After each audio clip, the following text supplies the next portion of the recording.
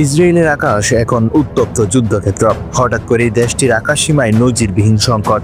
ইয়েমেনের হুথি বিদ্রোহীদের ছোড়া ব্যালিস্টিক মিসাইল সরাসরি আঘাত এনেছে বেন গুরিয়ন আন্তর্জাতিক বিমানবন্দরে। এই আক্রমণে বিমান চলাচল বন্ধ, রাস্তাঘাট ক্ষতিগ্রস্ত এবং দেশ জুড়ে ছড়িয়েছে নতুন আতঙ্ক। ইসরায়েলের প্রতিরক্ষা ব্যবস্থা এই মিসাইল আটকাতে ব্যর্থ হয়েছে। সামরিক বাহিনী বলছে তদন্ত চলছে, কিন্তু এই ব্যর্থতার প্রশ্ন তুলছে ইসরায়েলের আকাশ কি এখন আর নিরাপদ? হুতিরা সতর্ক করে বলছে বেন গুরিয়ন বিমানবন্দর এখন তাদের টার্গেট। এর পেছনে ইরানের ছায়া দেখছে ইসরায়েল। প্রধানমন্ত্রী বেঞ্জামিন নেতানিয়াহু কঠোর জবাব দেওয়ার প্রতিশ্রুতি দিয়েছেন। তিনি বলছেন ইরান এবং হুতিদের এর মূল্য দিতে হবে। গাজায় ইসরায়েলের সামরিক অভিযান আরো তীব্র হচ্ছে, হাজার হাজার সংরক্ষিত সৈন্য ডাকা হচ্ছে। নেতানিয়াহু বলছে আমরা গাজা দখল করব, হামাসকে নিশ্চিহ্ন করব। কিন্তু দেশের ভেতরেই বাড়ছে অসন্তোষ।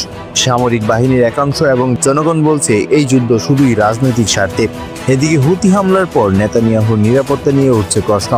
ইসরায়েল এখন দ্বিমুখী সংকটে, একদিকে বাইরের শত্রু, অন্যদিকে অভ্যন্তরীণ চাপ। আকাশে মিসাইল, মাটিতে যুদ্ধ আর রাজনৈতিক টানাপোড়েন। নেতানিয়াহু কি এই ঝড় সামলাতে পারবে, নাকি ইসরায়েলের ভবিষ্যৎ আরো অন্ধকারের দিকে যাচ্ছে? সেটাই জানতে আমাদের সঙ্গেই থাকুন। আমাদের চ্যানেলটি সাবস্ক্রাইব করুন, ভিডিওটি শেয়ার করতে ভুলবেন না।